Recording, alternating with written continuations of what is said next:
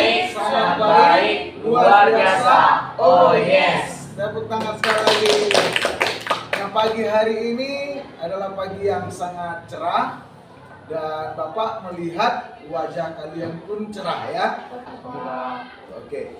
Nah, sebelumnya Bapak mau ini cek kondisi kelas gimana? Bersih? Sifat. Ternyata anak-anak Bapak dia sangat rajin ya membersihkan kelas. Ini patut Bapak apresiasi. Beri tepuk tangan buat kalian. Nah, hari ini kita akan belajar. Namun sebelumnya saya meminta satu murid untuk memimpin kita dalam doa. Ya, kita harus mengawali pembelajaran kita dengan doa karena kita mohon pimpinan Tuhan supaya Tuhan memberikan kita hikmat dan pengetahuan yang bertambah. Amin. Oke. Nah, sebelum teman kalian akan memimpin kita dalam doa, mari kita nyanyikan lagu pujian judul Roh Kudus Kau hadir di sini. Tapi Teman, sebelum kita memulai pelajaran, kita berdoa terlebih dahulu. Berdoa mulai. berdoa selesai. Oke, baik. Silakan. Tangan buat teman kita. Nah, hari ini kita siap belajar ya. Sebelumnya Bapak akan mencek kehadiran. Ada anak Bapak yang nggak hadir, ada siswa yang nggak hadir. Ada Pak Siapa? Andi, Pak. Oh, Andi. Adakah yang tahu Andi kemana? Nah, berarti nanti kita bawakan Andi dalam doa supaya Tuhan menolong dan menyembuhkan Andi. Oke? Pak. Baik, berarti kelas ini hadir semua kecuali Andi ya. Sebelum Bapak memulai pembelajaran kita hari ini, Bapak mau tahu siapa yang masih ingat pembelajaran kita minggu lalu? Allah memperbarui hidup manusia. Oke, beri tepuk tangan buat kalian. Pintar-pintar ya, daya ingatnya masih luar biasa. Hari ini kita akan belajar tentang Roh Kudus memperbarui hidup orang percaya. Apa orang percaya di sini? Iya, anak-anak Bapak orang percaya. Orang percaya adalah orang Kristen, orang yang memberi hidupnya dipimpin oleh Tuhan Yesus ya. Orang yang imannya kepada Tuhan Yesus. Nah, kita adalah orang-orang percaya. Sebelumnya Bapak akan menjelaskan tujuan pembelajaran kita ya pada hari ini, yaitu supaya siswa peserta didik Anda semua memahami, katakan sama-sama memahami. Memahami. Ciri-ciri manusia yang telah diperbarui oleh Roh Kudus seperti apa ya. Nanti kita akan belajar memahami dan mengerti apa tujuan pembelajaran. Yang pertama ya, memberikan kesaksian tentang Roh Kudus yang memperbaharui hidup kita sebagai orang percaya. Kita mensyukuri ya Roh Kudus yang memperbaharui kehidupan kita sebagai orang percaya. Kali ya pada sumber, entah sumber belajar lain, entahkah di YouTube atau di buku ya, siapa pribadi Roh Kudus. Terakhir, anak-anak Bapak minta untuk tentang karya mungkin kreatif lainnya tentang ciri-ciri manusia yang diperbaharui oleh Roh Kudus.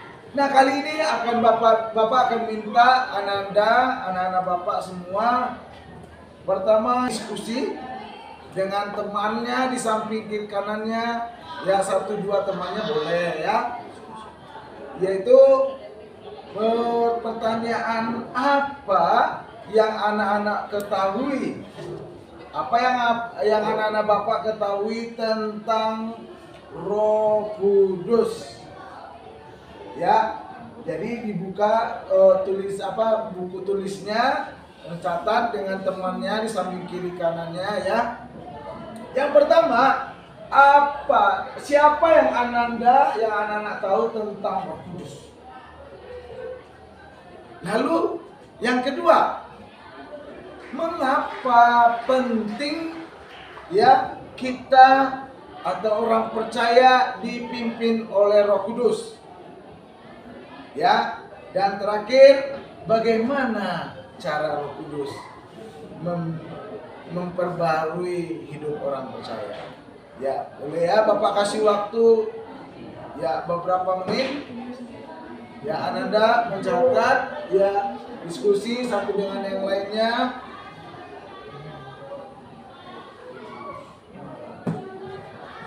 Dari pertanyaan tadi, nak, ada yang kurang jelas? Cukup jelas ya? Oke, boleh kerjakan diskusi.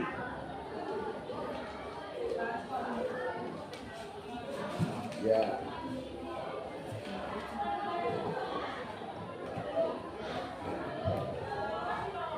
Siapakah Roh Kudus itu? Apa pentingnya dalam kehidupan orang percaya ya? Ya.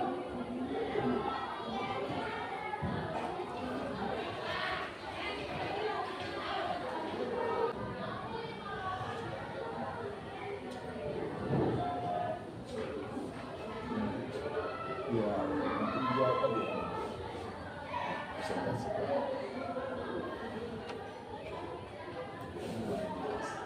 Nanti berani aja.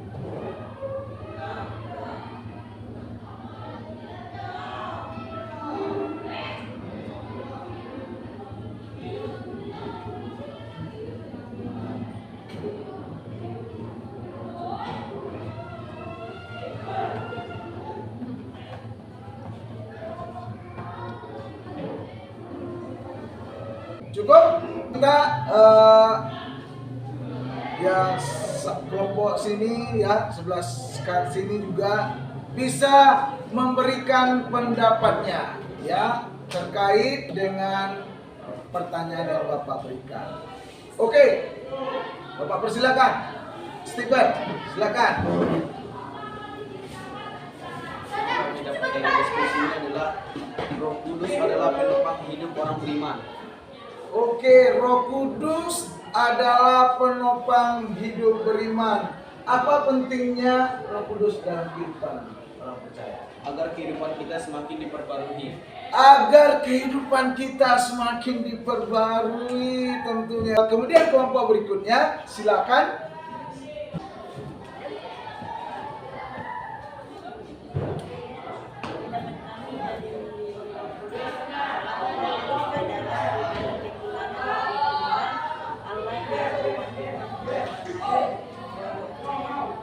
Oke, Roh Kudus menurut ya temanmu ya benar ya. Nah, selanjutnya agar Roh Kudus semakin berbagai bicara, berpikir, bertindak, hidup juga sebagai orang Kristen. kasih tepuk tangan apresiasi yang luar biasa ya buat anak-anak Bapak. Ternyata kelas ini adalah kelas yang sangat aktif ya. Dan pintar-pintar ya. Jawaban Ananda semua adalah jawaban yang benar. Kudus adalah pribadi yang menolong kehidupan percaya untuk terus diperbarui. Kita buka di dalam Yohanes pasal 14 ayat 15 sampai 31. Bapak minta untuk anak-anak Bapak menelaah di dalam firman Tuhan tersebut, ya, membaca. Boleh Bapak berikan waktu. Yohanes pasal 14 ayat. Renungkan ya. Nah,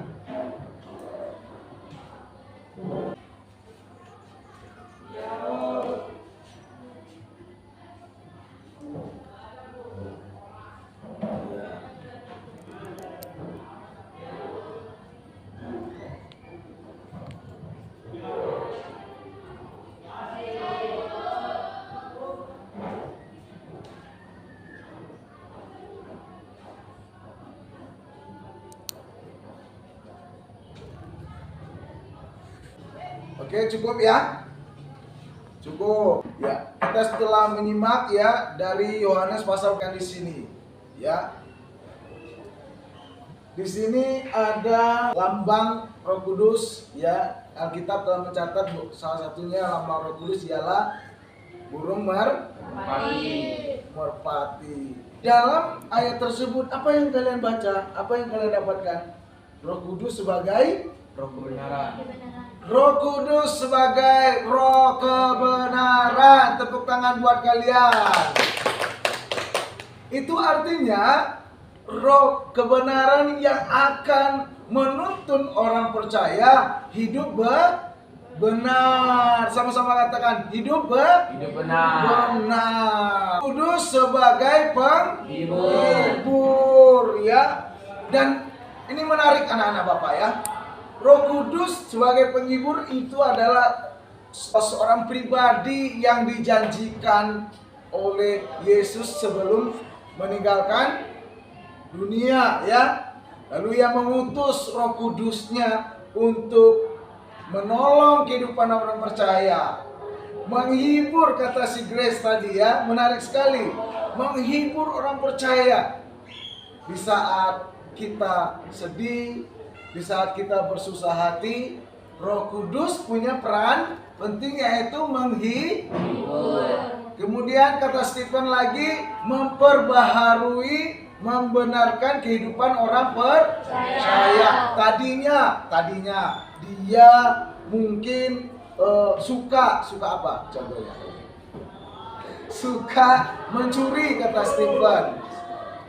Atau suka mengolok teman, ya. Itu adalah hal yang buruk. Kemudian Roh Kudus bisa memperbarui Stephen. Roh Kudus bisa membawa Stephen di dalam kebenaran, lalu dirubah oleh Roh Kudus hidupnya menjadi karakter yang baik. Karakter yang baik. Kasih semangat buat Stephen, tepuk tangan. Luar biasa sekali. Nah, perhatikan di sini nak, anak Bapak mau tambahkan nih. Bagaimana Roh Kudus memperbarui kita? Yang pertama, karya pembaruan Allah ini nyata dalam peran Roh Kudus menanamkan sesuatu yang baru yang sifatnya ya dari manusia baru menjadi manusia lama menjadi manusia yang baru. Lalu yang kedua, proses pembaruan terjadi ialah saat kita tidak lagi menurut keinginan daging. Kalau kita tidak mengikuti keinginan daging, lalu apa yang kita ikuti sebagai orang Kristen? Mengikuti keinginan Roh Kudus. Iya. Kan Bapak mau minta kalian apa ciri-ciri orang yang diperbarui oleh Roh Kudus? Ciri-ciri orang yang diperbarui oleh Roh Kudus. Ya. Oke, Stephen, silakan. Mampu menghadapi godaan. Oke, mampu menghadapi godaan. Silakan yang lainnya. Apa ciri-ciri orang yang sudah diperbarui oleh Roh Kudus? Silakan, Grace. Rendah hati. Di sekolah nggak boleh sombong. Di rumah, di gereja, di lingkungan kita nggak boleh sombong. Nah, itulah pribadi-pribadi yang diperbarui oleh Roh Kudus. Siapa lagi yang mau jawab? Ya, silakan nak. Iya, selalu mengucap syukur. Kalau Roh Kudus menuntun hidupnya, membimbing hidupnya, hadir dalam hidupnya, dia punya satu karakter yang suka mengucap syukur. Kalau yang suka mengucap syukur berarti gak gampang mengeluh. Dia membaca Alkitab dan doa dari ibadah. Iya, orang yang diperbaharui Roh Kudus, ciri-ciri hidupnya adalah dia setia. Dia membaca Alkitab dan doa dari ibadah. Oke, satu lagi deh, satu lagi. Oke, silakan. Wah, rendah hati. Itu tadi sudah hal yang sama ya, dengan yang punya Stephen ya, tidak boleh sombong. Tepuk tangan buat anak-anak Bapak semuanya. Luar biasa mempelajari ya siapa Roh Kudus, kemudian mengapa penting dipimpin Roh Kudus, lalu kita juga belajar tentang Tritunggal, Trinitas ya. Lalu juga kita belajar yang terakhir adalah ciri-ciri orang yang sudah diperbarui oleh Roh. Kita bersama-sama menarik kesimpulan ya. Menarik kesimpulan bersama dari pembelajaran kita hari ini.